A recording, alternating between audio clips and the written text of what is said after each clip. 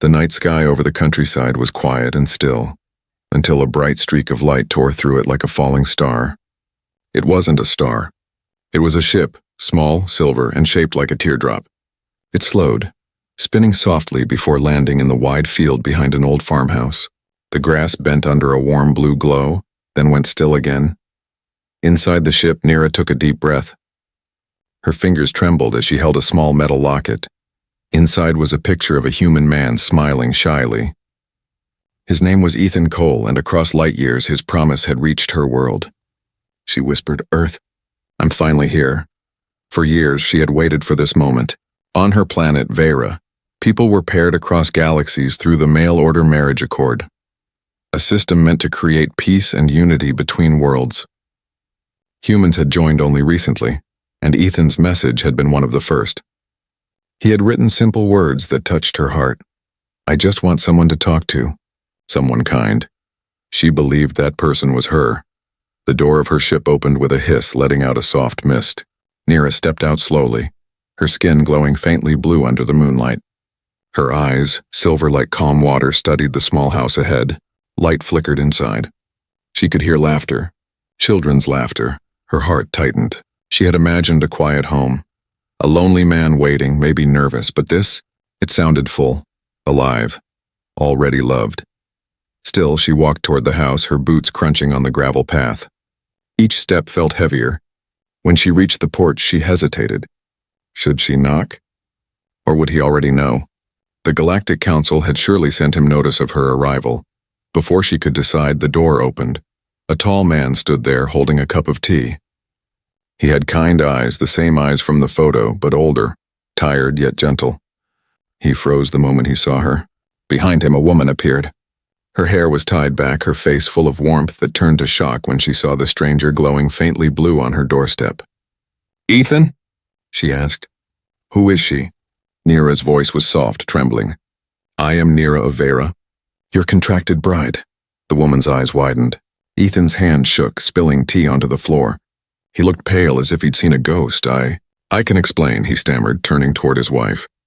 "Laura, it's not what it sounds like." But it was. Nira looked from one to the other. The word wife hit her like a cold wave. She stepped back, her glow dimming. "You are married?" Ethan ran a hand through his hair. "I thought the program was shut down. It was years ago. I never thought they'd actually send someone." Laura crossed her arms, her voice sharp. "You signed up for a mail-order alien bride?" The tension was thick. Inside, two small faces peeked from behind the hallway corner.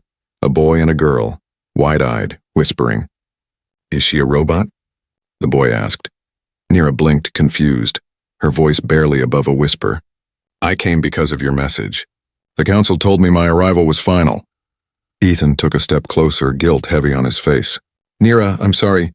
I didn't mean for this to happen. It was before I met Laura. I was lonely back then. I never canceled the contract."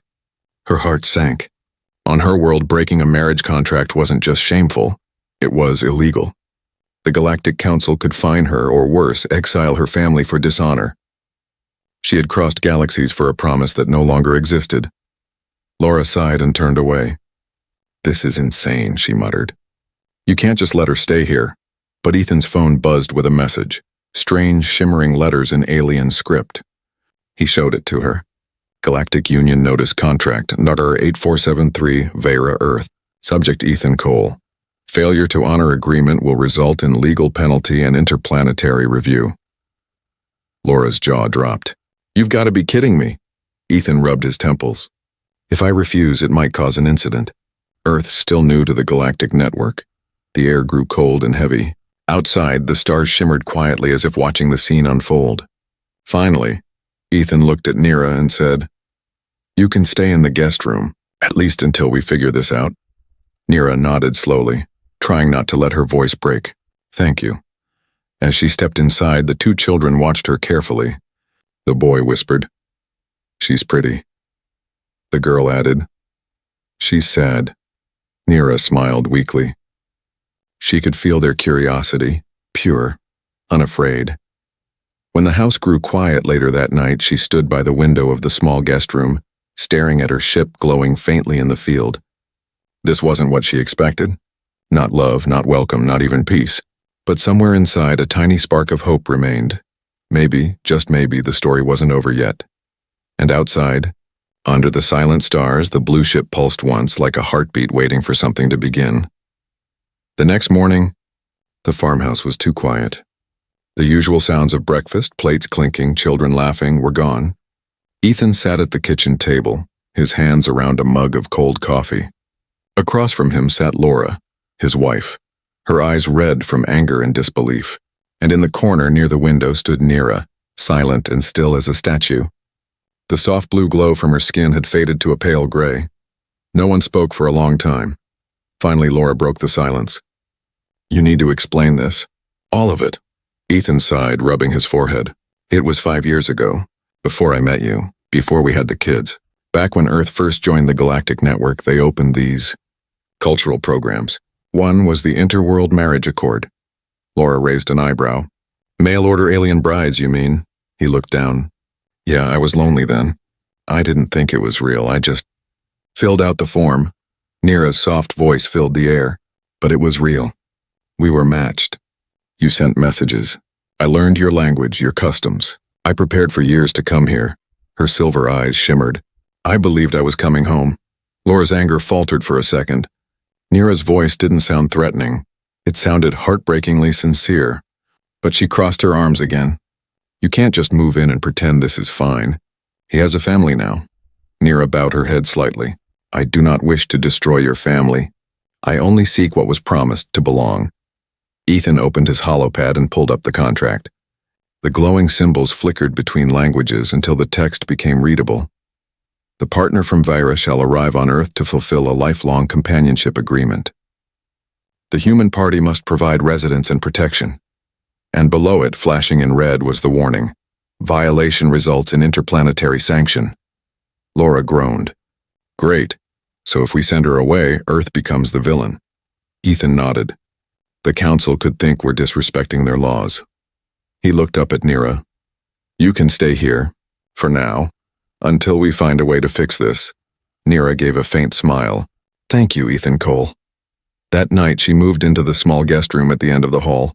She unpacked a single bag, filled with strange glowing stones, folded silvery fabric, and a small locket. When she opened the locket, a hologram appeared. Ethan's old photo, smiling, the same one that had guided her for years. Her eyes watered, but she quickly shut it. Meanwhile, down the hall, Ethan and Laura whispered in their bedroom. Laura was furious. "You can't keep her here." "What will people think?" "She's not human, Laura. If the Council finds out we mistreated her, it could cause trouble for everyone." "Trouble? You mean losing your job or the whole planet getting banned from interplanetary trade?" Ethan didn't answer. He didn't know which was worse. The next morning, Nira came downstairs to find Maya and Leo sitting at the table eating cereal.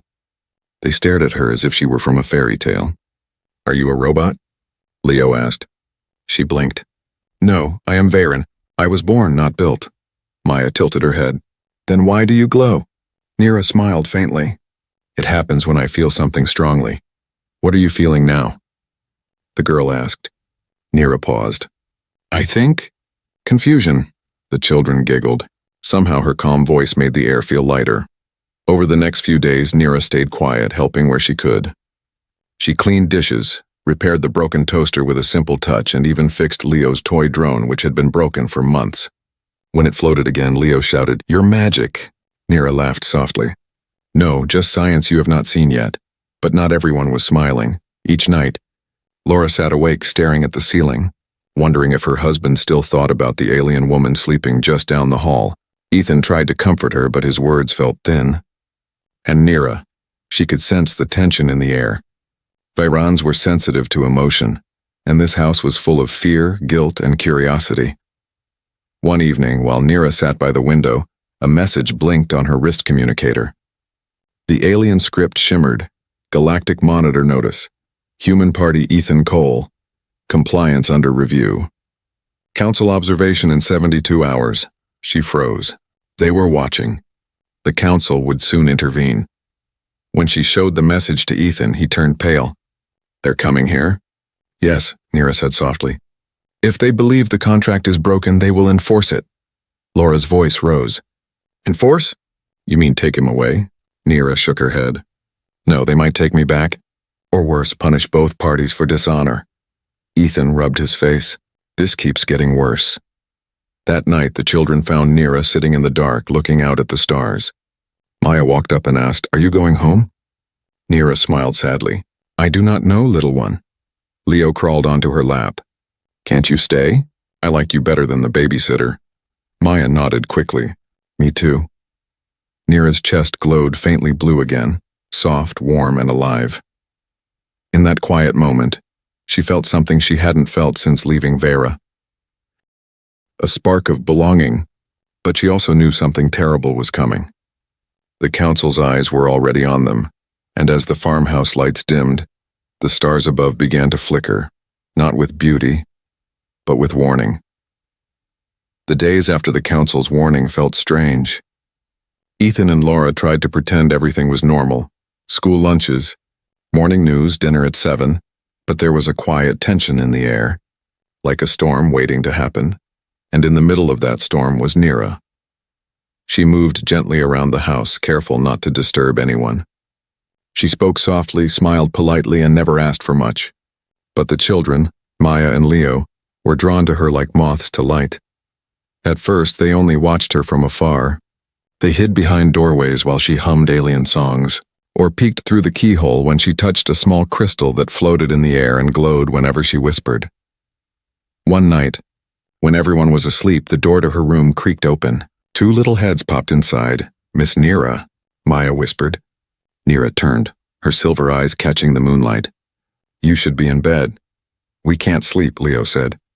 Can you tell us a story from your planet? She hesitated for a moment, then nodded.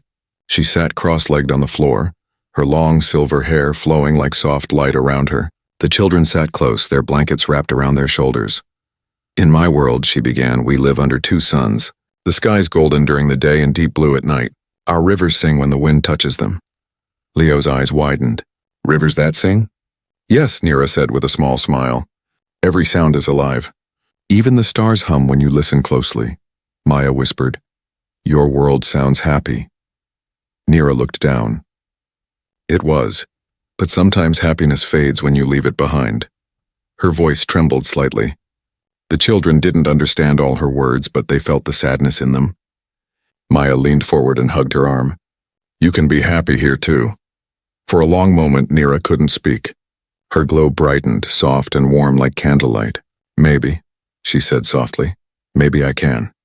The next morning, the children couldn't stop talking about her stories. They followed Neera everywhere, into the garden, the kitchen, even outside near her ship. She taught them how to hum in Viron language, how to make small lights float from the air using resonance stones, and even how to heal small scratches with a touch of her hand. Laura began to notice. She didn't like how close they were getting. One afternoon, she saw Leo holding Neera's hand, both of them laughing at a floating bubble of light that danced around them. It stung her, seeing her children so comfortable with the alien woman who had turned their lives upside down.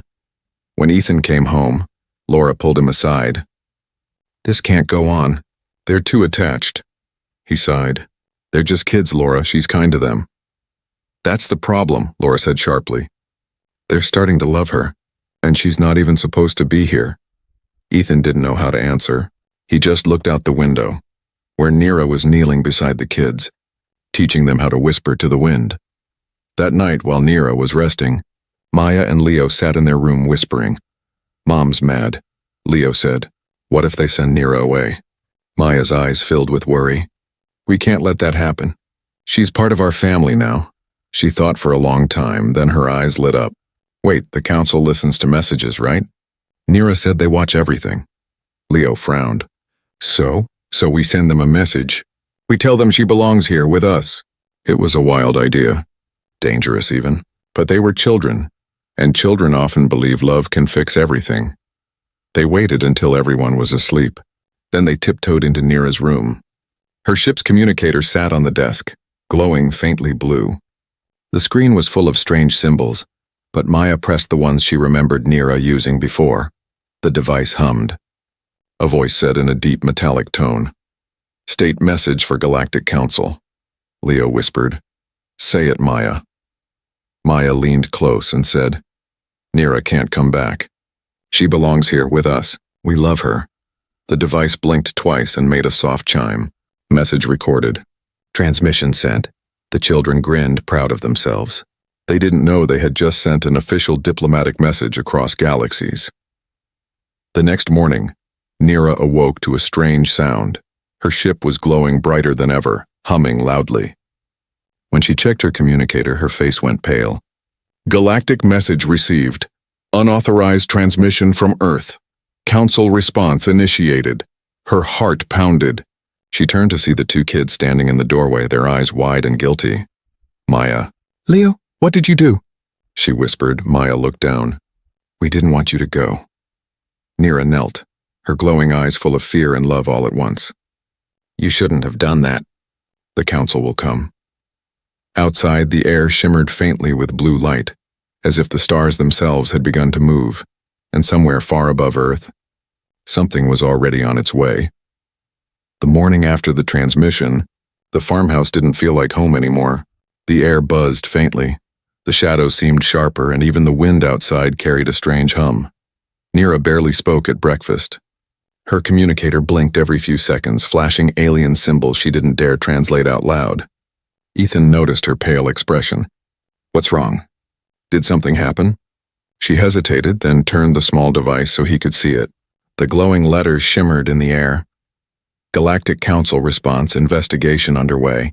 Human party to prepare for evaluation. Laura froze. Evaluation? What does that mean?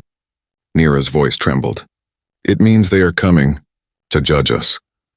The room went silent except for the ticking clock on the wall. Ethan set his mug down slowly. Judge us for what? For breaking a sacred contract, Nira said softly. They believe I was rejected. In our laws, that is a dishonor punishable by exile. Or worse, Leo gasped. Exile, like banishment? Nira nodded. Yes, and if they find your father guilty of false promise, they might punish him too. Laura stood up, panic rising. No one is taking my husband anywhere. This has gone too far.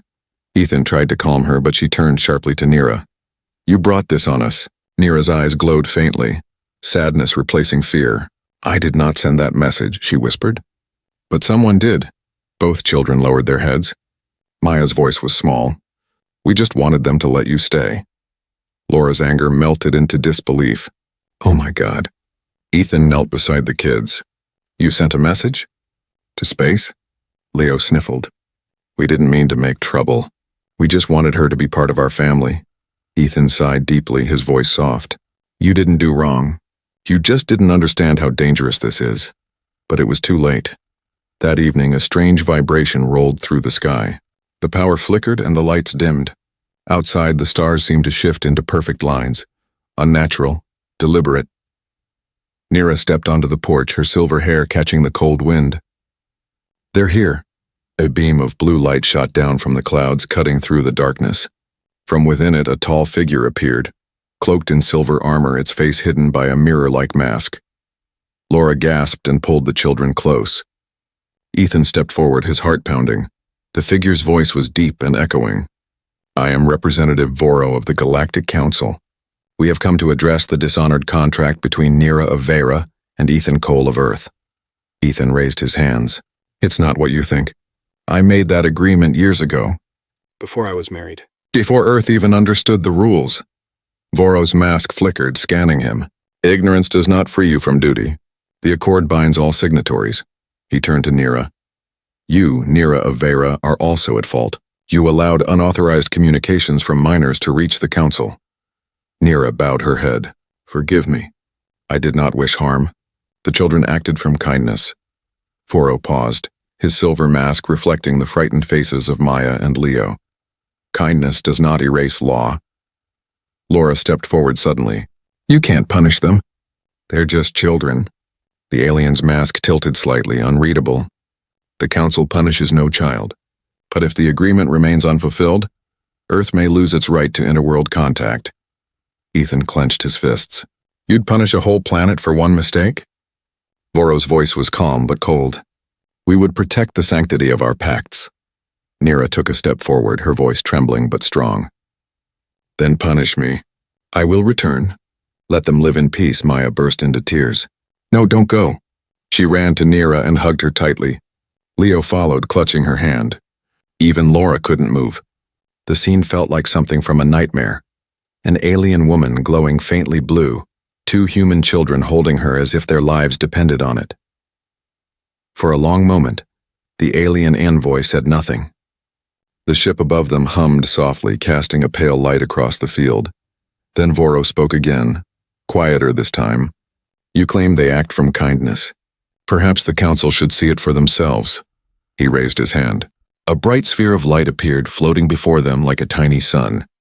Inside it, a holographic image played, the children's recorded message. Maya's voice echoed through the air. She loves us. We love her. Isn't that a real family? The alien envoy said nothing as the message ended. The light faded, leaving silence. Then he spoke again, his tone changed.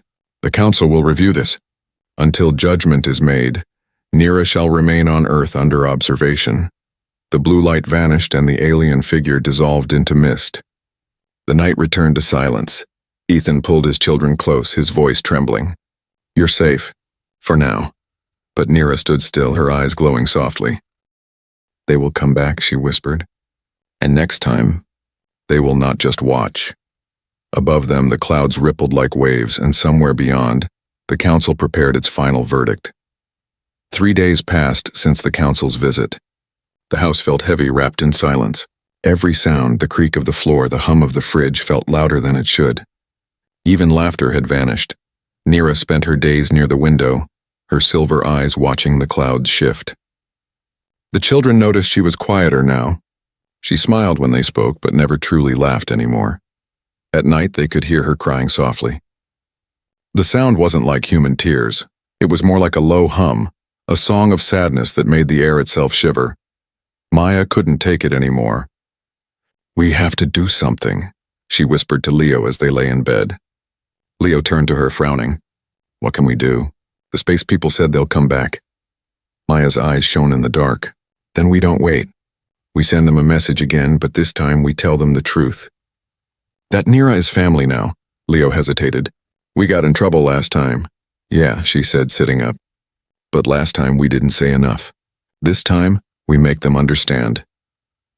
The next morning, while Laura and Ethan were arguing quietly in the kitchen, the kids snuck outside.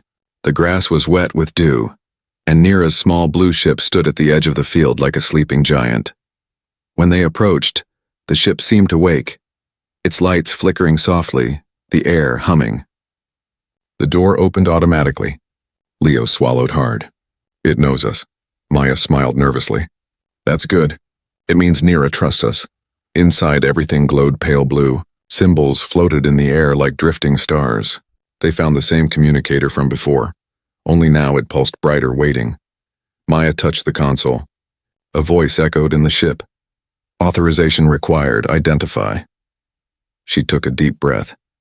We're Maya and Leo Cole, children of Ethan Cole. We want to speak to the Galactic Council. There was silence. Then a faint hum and the lights dimmed. State your reason. Maya looked at her brother.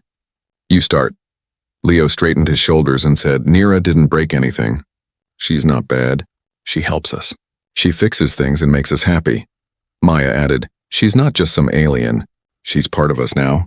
Please don't take her away. A pause. Then a soft chime. Message received. Priority emotional petition. Processing for council review, they grinned. We did it, Maya whispered. But before they could leave, the ship began to shake. The air inside thickened. The walls rippled with light, and strange symbols appeared all around them. Uh-oh, Leo said, gripping Maya's hand. Then a beam of energy scanned them from head to toe. They froze, eyes wide. Outside, Ethan and Laura ran from the house. What's happening? Laura shouted. Nira turned from the porch, and when she saw the blue light swirling around the ship, her blood ran cold. They're inside, she whispered, and sprinted across the field faster than any human could move. When she reached the ship, she slammed her palm against the outer panel. Open, emergency override. The door slid open with a hiss, revealing the children standing in a halo of light. Nira rushed in, grabbing them both. What did you do? Maya's eyes filled with tears. We just told them your family. Oh, little ones. Nira's voice broke. You don't understand. The council doesn't see love like you do. To them, love is a bond of law, not heart. She looked up as a sound filled the sky, a deep, vibrating tone that made the ground tremble. A massive shadow passed over the farmhouse. Laura screamed from the porch, "What is that?" Ethan shielded his eyes.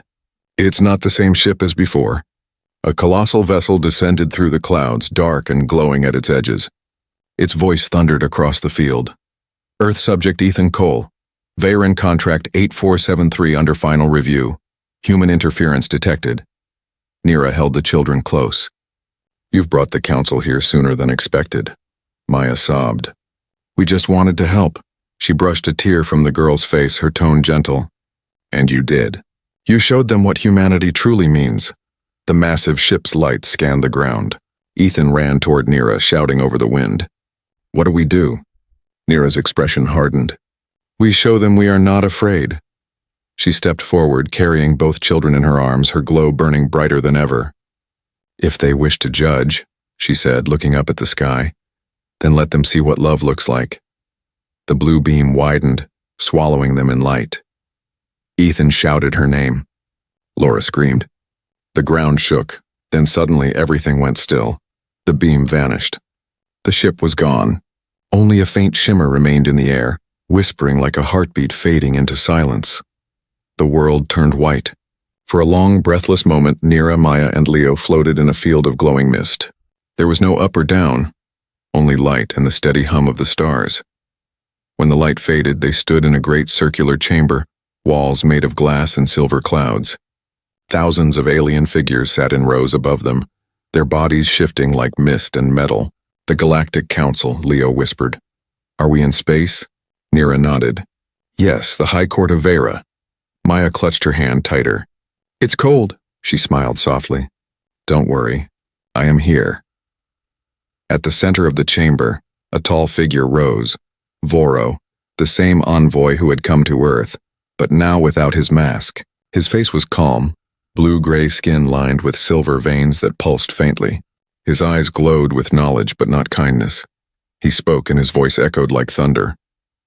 Nira of Vera, Ethan Cole of Earth. Two worlds bound by contract now standing in chaos. The council shall hear the truth. Ethan's image flickered nearby, projected from Earth. He stood in his farmhouse kitchen, his face pale and tense. Laura stood behind him, holding his arm tightly. Please, Ethan said, his voice echoing through the chamber. I never meant to break the law. I didn't understand the system. I thought it was just a program, something that would never happen. Voro's eyes narrowed. Yet a promise was made. And on Vera, promises are sacred. Nira stepped forward, her silver eyes glowing faintly. It is not his fault, counselor. The humans were new to the accord. I accepted this journey freely. Another alien, tall with golden markings swirling across her skin, spoke. Yet you remain unclaimed. The contract was never fulfilled. Maya suddenly shouted, That's not true. The whole chamber went silent. The girl's voice echoed against the walls. She stood trembling but brave, clutching her brother's hand. She is part of us. She helps us, she loves us, and she saved us. That's family. The aliens murmured among themselves, their voices like soft ripples of wind. Leo added in a small voice, If you take her away, we'll just come get her back. A quiet fell again. Then the oldest council member, an enormous being with eyes like fading stars, spoke slowly. Love, you say? A human word. Do you understand its weight, little ones? Maya nodded fiercely. It means you don't give up on someone even when it's hard. The alien leaned forward, studying her. And what if the law says you must? Then the law is wrong, Maya said, her voice shaking but strong. A low hum swept through the chamber. The council did not speak for a long time.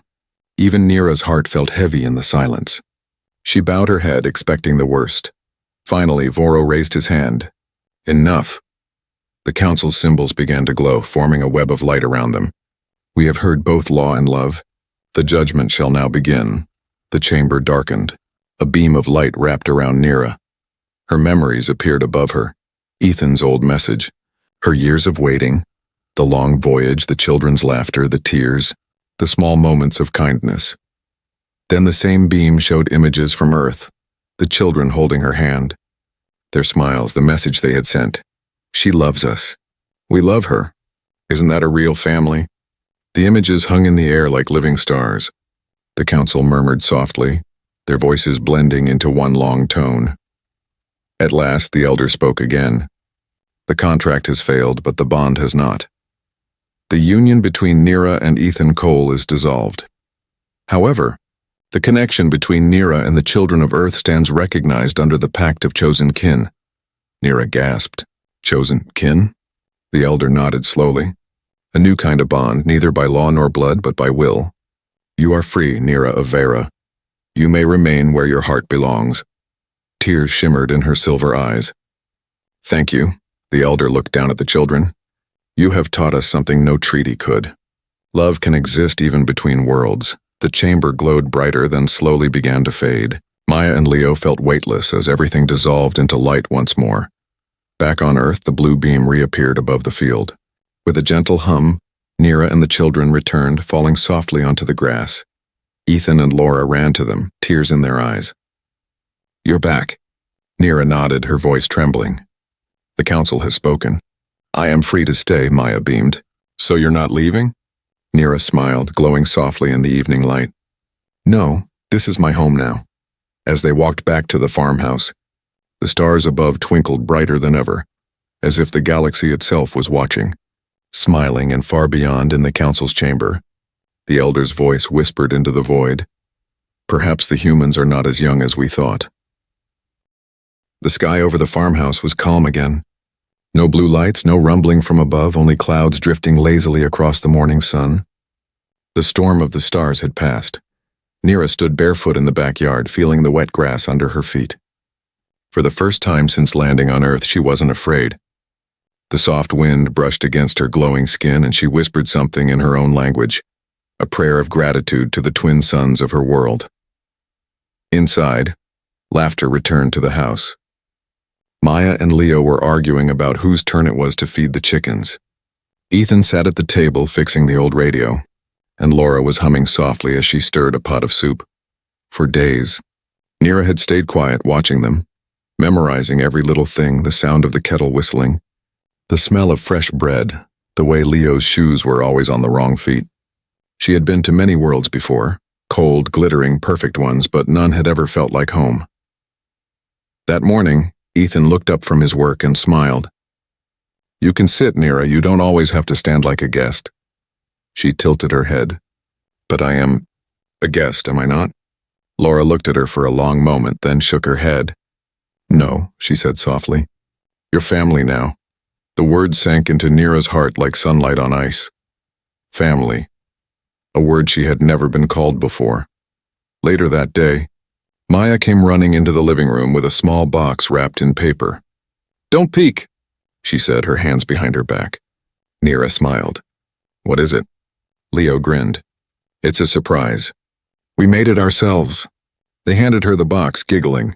Inside was a necklace, a simple one made from silver wire and tiny blue stones they had collected near the stream. The centerpiece was a small carved heart, uneven and imperfect but glowing faintly. We asked Dad to help us shape it, Maya said proudly. It's so you'll never forget us, Leo added. Nira held the necklace as if it were the most precious thing in the galaxy. She looked at them, her eyes bright. On my world, we wear stones like this to remember those we love. You made me something eternal. She placed the necklace around her neck, and for a moment her entire body glowed softly. The light filled the room like a living sunrise. Ethan laughed quietly. Guess that means she likes it. Laura smiled. I think it means she's happy. That night, after the children were asleep, Nira and Laura sat outside on the porch. Fireflies blinked across the field and the stars shimmered faintly above them. Laura spoke first. I never thought I'd say this, but thank you for staying. Nira looked at her with calm eyes. You thought I would take him from you. Laura nodded, embarrassed. Yes, I did. And now? Laura sighed. Now I see you were never here for him. You were here for something bigger. For love itself. Nira smiled gently. Love is not ownership. It is belonging. And I think we all belong here now. They sat in silence for a while, listening to the crickets. The stars above seemed to hum faintly, a distant echo from the council's world. Weeks passed, and the story of Nira's arrival began to spread. Some neighbors whispered. Others came to see her with their own eyes. A few were afraid. But when they saw how she laughed with the children, how she tended the garden and helped rebuild the old barn using strange floating tools, their fear slowly turned to wonder.